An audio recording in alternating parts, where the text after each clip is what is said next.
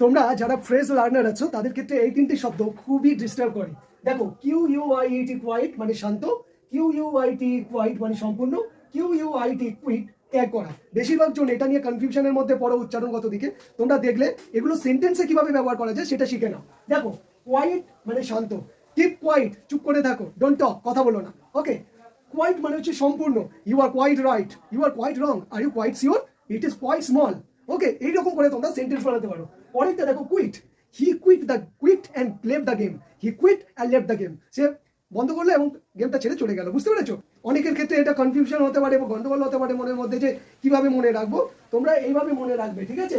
Quite quite quit, quiet quite quit. স্পেলিংটা দেখো, এটা QUIET আছে, এটা QUIEটাকে বাইরে চলে গেছে, TE হবে কোয়াইট, আর কুইট QUIT, এখানে ইটা নেই, সব ওই এর খেলা। ঠিক আছে, দেখো এই ইটা ভেতরে, এটার বাইরে, এটা থেকে আউট হয়ে গেছে। Clear? If you like our video, don't forget to subscribe our channel. Till then, take care of yourself. Bye bye. See you in next video.